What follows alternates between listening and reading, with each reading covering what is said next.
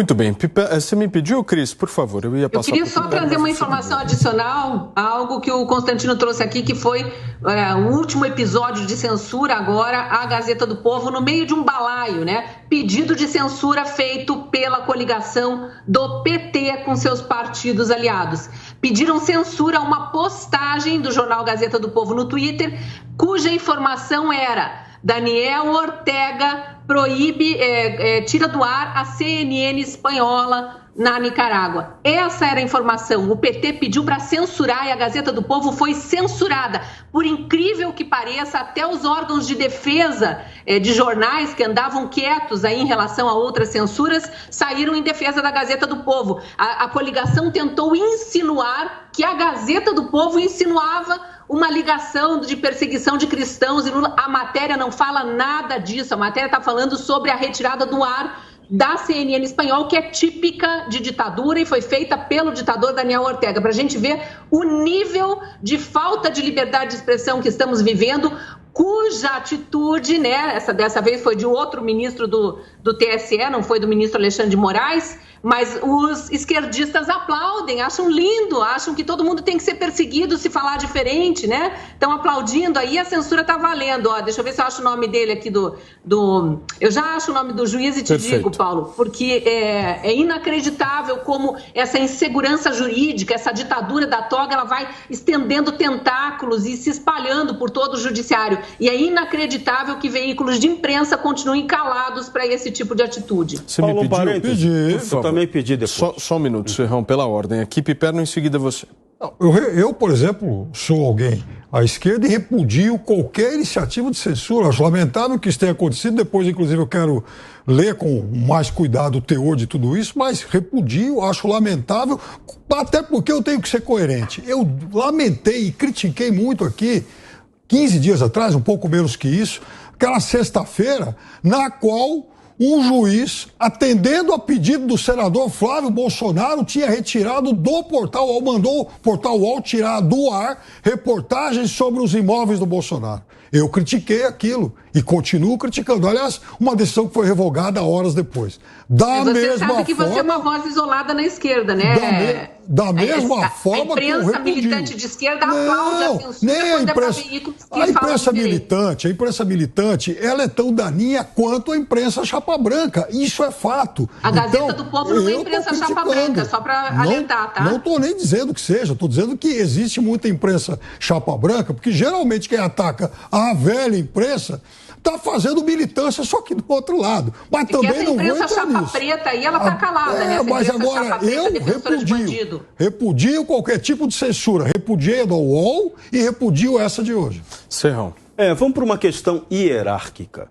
O Tribunal Superior Eleitoral, ele está, me parece, né, abaixo de uma outra instituição chamada Supremo Tribunal Federal.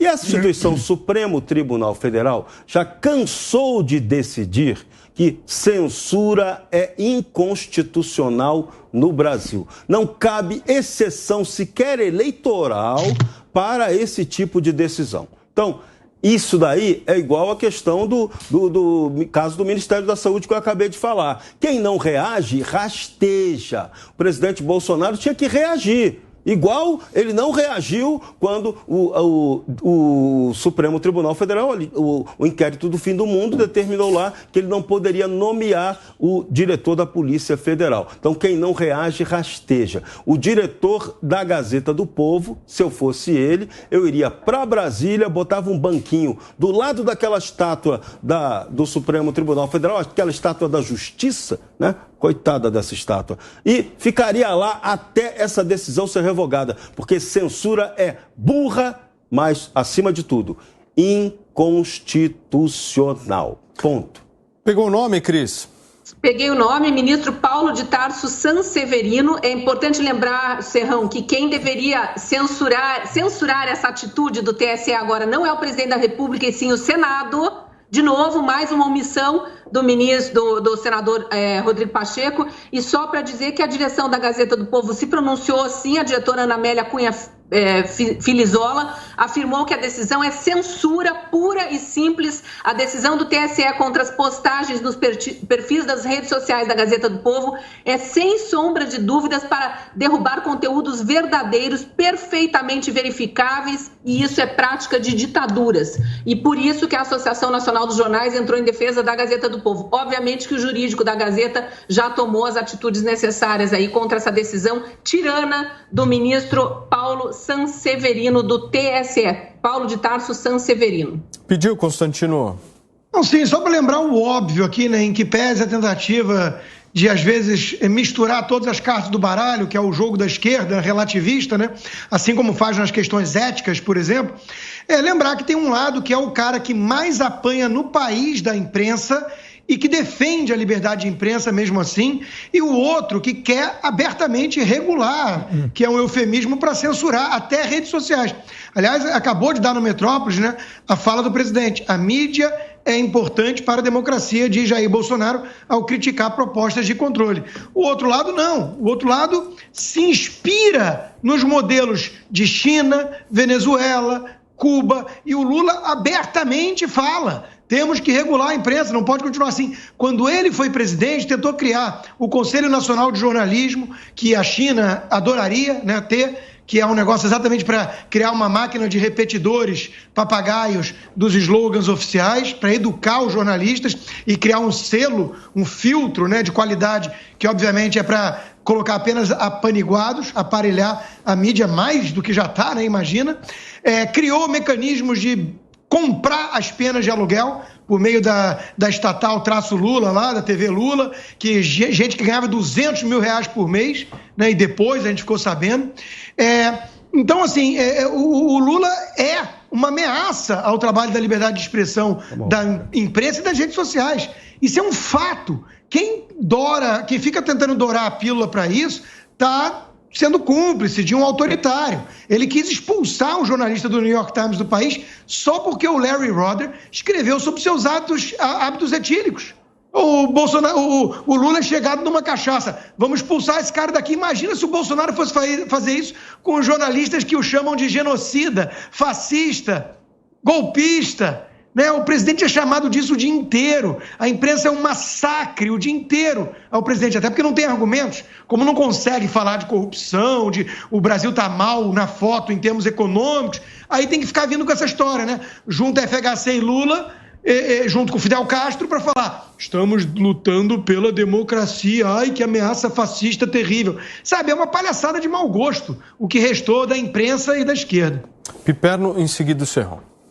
Primeiro que é mentira que o Bolsonaro é esse defensor das liberdades e da imprensa, como ele diz aí. É uma mentira, Constantino. Não é mentira, e você sabe isso. Mentira. Piperno, não teve um jornal censurado a pedido calma lá. Acho que tem muito, tem muito o padre Kelmon aqui que corta o... Mas o seguinte, queria dizer uma coisa. Bolsonaro, o governo Bolsonaro, principalmente, já disse aqui várias vezes, no momento em que André Mendonça era ministro da Justiça, tentou várias vezes, por meio da Lei de Segurança Nacional, calar críticos. Muitos. Até o cartunista Aroeira, o Ricardo Noblar, o youtuber Felipe Neto, o cara que fez lá o outdoor, Bolsonaro não vale um piqui ruído. Foram várias vezes.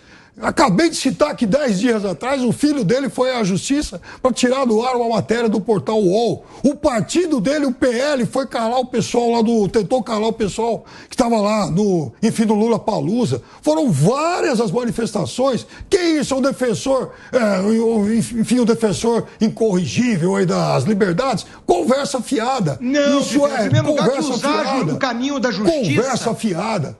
Para tirar do ar, que isso? É uma prerrogativa. O problema é o que então vamos lá. Então, vamos usar a Lei de Segurança Nacional como uma prerrogativa para calar crítica. Você está esquecendo que isso veio a reboque do senhor ministro Alexandre de Moraes, que usou essa mesma Lei de Segurança Nacional para prender jornalista e tornar foragido. Isso começou desde o início do governo Bolsonaro, com o André Mendonça lá. Piperno, olha só, o sonho de vocês, comunistas... Não, o sonho de vocês, as viúvas do AI-5, é exatamente se vender. Você é viúva do AI-5, Constantino. Netinho da ditadura. Filósofa do teu lado. Você não está do lado do Lula? Ou não?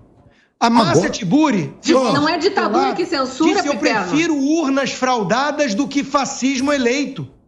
Aliás, a nova narrativa da imprensa de vocês é dizer agora que o golpe é o Congresso conservador, que assustou a Verinha. O que Então, golpe veja, Congresso conservador, coisa nenhuma. Vocês vão ter que aprender que agora bateu, levou. Não tem essa não, meu chapa. Até porque de bater a extrema-direita entende. De bater, de tortura, né, de gente do Ustra. De bater, vocês entendem, é verdade.